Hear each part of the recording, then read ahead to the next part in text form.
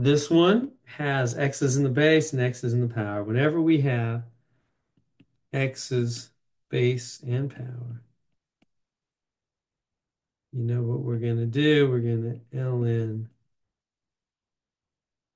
both sides. And then at the end, we're going to e both sides to get rid of the ln, right? So we always work these things. Okay, so I'm just going to go y equals x to 2. I'm just going to grab the function without the limit.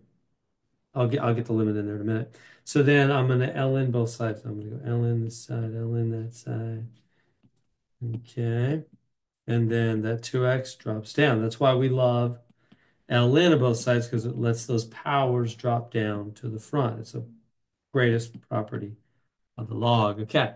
So I'll keep the left side here. So now I'm going to go and bring that limit in because we want to take the limit as x goes 0 from the right. So we go, okay. So let's do that. So let me bring it back here. So I've got the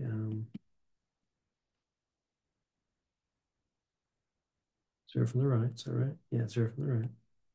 Of this thing, 2x ln x. Okay, so now what's going to happen? If I let x go to 0, nothing good will happen.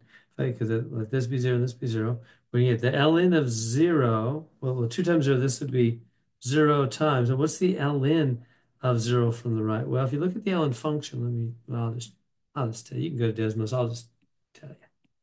So here it is. Basically, just like this. Goes down, down, down. It's y equals ln x. So as if you're going on the x-axis towards 0 from the right, like here's 3 and 2, I did have a 1 and here's 0. So if you're marching on the x-axis and you're like, I'm going, x is going towards 0, you're going down to infinity.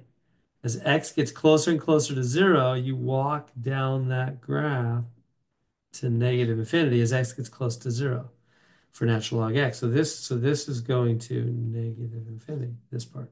This part 0, this part's negative infinity. So 0 times infinity, you think, oh, that's easy, that's 0. No, careful, careful. That's not a real 0, that's just close to 0, right? X is just getting close to 0. So that's just a really tiny number. We say 0, but we mean it's really, really tiny. Times a really, really big negative number. What is that? It's just unclear. That's what we call indeterminate. You cannot really determine what that is. It's not clear. So what do you got to do? Well, that's what we remember. Oh, yeah, that's right. They want us to use low p. What does low p say? When you have 0 over 0 or infinity over infinity, then you're allowed to take the derivative of the top and the bottom separately. Separately being the key word. Not quotient rule, separate derivatives, separately. But you got to first get 0 over 0 or infinity over infinity. So then I go, oh, so I can't deal with 0 times infinity. That's just unclear. But what I could probably do is transform it. Yeah, you know what we do here, right? We just make that a fraction. You just go, okay. I know what you tricksters are up to. I'm going to go ln of x. And this guy, I'm going to go 1 over 2x. Do you see that's the same thing? To have 1 over 2x at the bottom, you could flip it up and it'd be just plain old 2x on the top. It's the same thing. Dividing and multiplying are upside downs. Now, why is that so great? Well, because you plug in 0 now, 0 from the right, 0 here. But you're going to get ln of 0 from right. We already know that's negative infinity. What's 1 over 2 to 0? It's 1 over 0. Okay, and what's that? It's infinity. 1 over 0, right? Because the bottom goes into the top infinite times. So it's infinity over infinity. Okay, great. So what? Well, that's low p. That's low p. Sorry to sing to you. It's not a pleasant thing. That tells me I can use low p, right? When you get infinity or 0 over 0, you can use low p. So I can do low p. Then they throw the top and bottom separately. Low p says, I'm here. Use low p. So I'm going to use the L'Hopital's rule. So here we go. I'm going to write equals with an H over it. Say I'm using low p because I'm allowed to now because I got infinity over infinity. It doesn't matter positive or negative, whatever. Any kind of infinity or infinity, it's all good. So now it's low p time. So what does that mean again? It means derivative of the top separately, bottom separately. It's derivative of the top. How do you do that? 1 over the argument.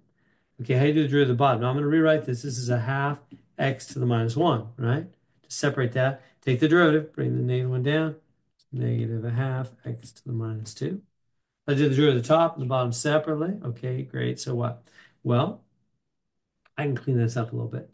This is 1 over x, and this is minus a half times 1 over x squared, right? Negative powers jump down to become positive powers like that.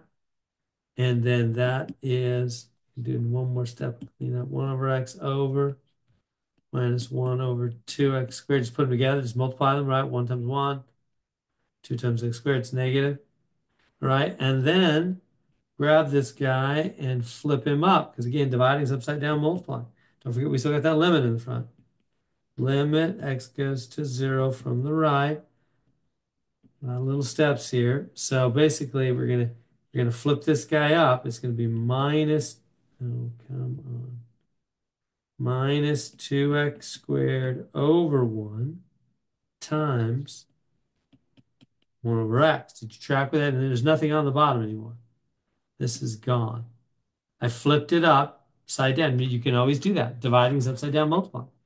Okay, so what's that? That's almost a nice answer for us. Limit x goes to 0 from the right. So what do we have? Minus 2x squared over 1 times 1 over x. What's going to happen? Well, you know, x squared is xx. It's 2x's. So one of these cancels one of these. So this means this is the limit. X goes to 0 of just minus 2x. That's nice.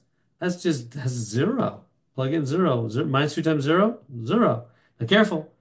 Zero's not an answer. Why not? Well, because on the left side, way back here, all along, should have been writing it down. This has been ln(y). Remember, you always have to end with e on both, because whenever you have x's in the base and power, you ln both sides. You finish with getting rid of it by e in. This is ln(y), ln(y), ln(y). Should have been bringing it down. ln(y), ln(y). So that's not y, but ln(y). Last step, e to this side, e to that side. Boom. Y is e to the 0. What's anything to the 0 power? 1. So the answer is 1. And there we go.